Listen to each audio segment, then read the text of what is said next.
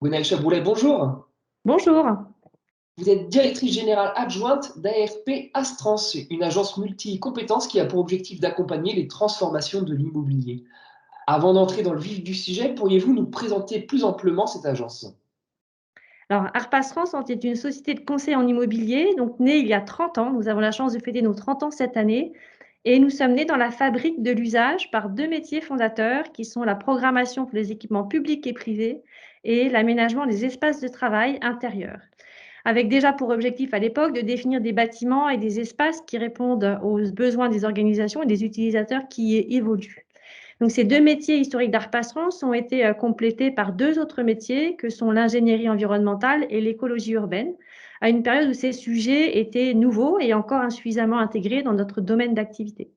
Donc aujourd'hui, nous sommes plus de 100 collaborateurs, nous sommes des architectes, designers intérieurs, ingénieurs, programmistes, spécialistes de la conduite du changement, écologues, à réaliser des missions de conseil en stratégie, d'AMO, de suivi de projet, à la fois pour des promoteurs, des foncières, des investisseurs, des exploitants et des utilisateurs, et ce pour le public et le privé, avec pour ambition qui est de participer à la production de la ville et à un immobilier à impact positif.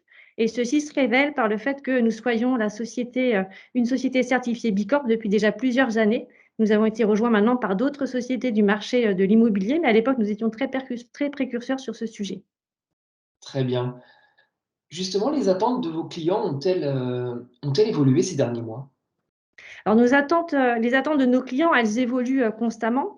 Elles évoluent avec plusieurs éléments, c'est-à-dire qu'il y a des phénomènes d'accélération plus ou moins importants en fonction d'évolution, soit de leur propre métier, comme par exemple l'intégration d'outils et de technologies qui peuvent mobiliser pour améliorer la performance technique ou financière ou managériale de leur propre métier. Donc, dans ce domaine, il y a eu de nombreuses évolutions qui ont vu le jour ces dernières années, notamment poussées par les outils numériques qui s'intègrent aujourd'hui dans les processus projets que nous menons avec eux. Il y a d'autres évolutions aussi qui font que les attentes de nos clients évoluent, qui sont venues sous l'effet d'évolutions qui naissent de changements extérieurs à eux-mêmes, qui se révèlent ou qui s'accélèrent au moment de crise. Et donc, c'est aujourd'hui ce qu'on vit depuis 2 ans et ce que cette nouvelle crise nous montre encore. Donc oui, en effet, les attentes de nos clients, elles évoluent. Et chez Arpas France, nous avons eu la chance, il y a quelques années, d'avoir été assez précurseurs en définissant 4 axes stratégiques qui se sont révélés ces derniers temps comme assez déterminants dans l'évolution du marché de l'immobilier, puisque ces 4 axes étaient le changement climatique et donc la nécessité de transiter et la nécessité de s'adapter au changement climatique, son pendant qui étaient les enjeux de biodiversité et les enjeux de santé et de bien-être et d'évolution du fait du monde digital. Donc, nous avons l'habitude d'accompagner les transformations de l'immobilier et c'est comme ça que nous présentons. Et ces quatre sujets nous ont permis de répondre aux attentes qui étaient émergentes pour certains, qui étaient déjà démarrées dans certaines organisations et qui nous permettent à la fois au niveau de la stratégie et au niveau également de la conduite de projet d'intégrer ces sujets, soit de manière technique, soit sous la forme de l'usage. Donc, je prendrai par exemple le sujet de la décarbonation de l'immobilier qui est un sujet aujourd'hui qui est une forte attente de l'ensemble des acteurs de la filière et également des utilisateurs.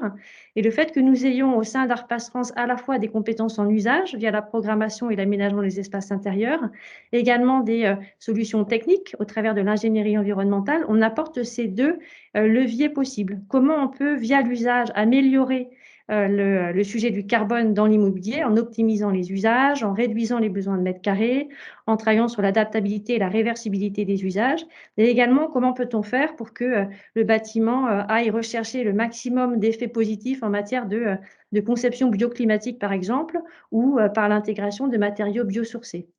Donc ça, c'est un élément assez fondamental de notre approche et de l'apport de valeur que nous faisons pour nos clients, c'est que nous allons chercher plusieurs leviers de manière à la fois à mobiliser l'entreprise et les utilisateurs qui utilisent les bâtiments. Vous dites également promouvoir la qualité de vie à toutes les échelles immobilières. Concrètement, cela veut dire quoi? Je reviendrai à la définition que donne l'OMS de la santé, qui est donc la définition suivante, c'est que la santé est un état de bien-être complet, physique, psychologique et social, et pas uniquement l'absence de maladie ou d'infirmité. Et quand on convoque ce sujet du bien-être, donc dans la qualité de vie, on voit bien que ce bien-être, il est dans le parcours quotidien d'une personne et pas uniquement à son lieu de travail, pas uniquement dans son logement, pas uniquement dans son lieu d'enseignement. Donc, ce qui veut dire que quand je dis que c'est l'ensemble du parcours quotidien, ça va de son logement, les interfaces que sont la mobilité, le lieu de travail, l'école, les loisirs et que donc pour pouvoir répondre à cette ambition, il faut pouvoir travailler à l'échelle du territoire, à l'échelle du bâtiment, à l'échelle des aménagements intérieurs. Donc on le voit bien avec des outils, comme le WELL, qui est une certification, qui existe aujourd'hui sur le marché, français, qui est une certification qui vient des États-Unis et qui définit des stratégies multiples de manière à atteindre cette qualité de vie, qu'elle soit au travail pour, les lieux de travail ou qu'elle soit, totale, peut-être qu'on peut se permettre de dire ce mot, quand on voit le parcours d'une personne. Donc les stratégies qu'on va chercher, ce sont des stratégies, qui sont liées à la fois, aux services, à savoir, quels sont les, services disponibles, dans son quotidien, à la fois pour, la restauration, pour, le sport, pour, l'accès aux pharmacies, l'accès aux soins. On va aussi, rechercher des qualités dans les, qualités techniques des bâtiments, par, l'accès à la lumière, par, l'accès à des espaces acoustiques de qualité. On va aussi, chercher des sujets qui sont, une sen une matière un peu plus sensible qui est par exemple l'accès à la nature et donc l'accès à la nature, on peut l'avoir de manière suggérée dans les espaces intérieurs, on l'a aussi de manière, fondamentale à l'extérieur par l'accès à un parc ou, par l'accès à un parcours de santé dans un espace extérieur. Donc quand je dis que, c'est l'ensemble de ces éléments qu'il faut prendre en compte, c'est qu'on voit bien que se limiter à une échelle ne permettrait pas d'atteindre l'ensemble de ces objectifs. Très bien, merci beaucoup pour cet éclairage. Je vous en prie.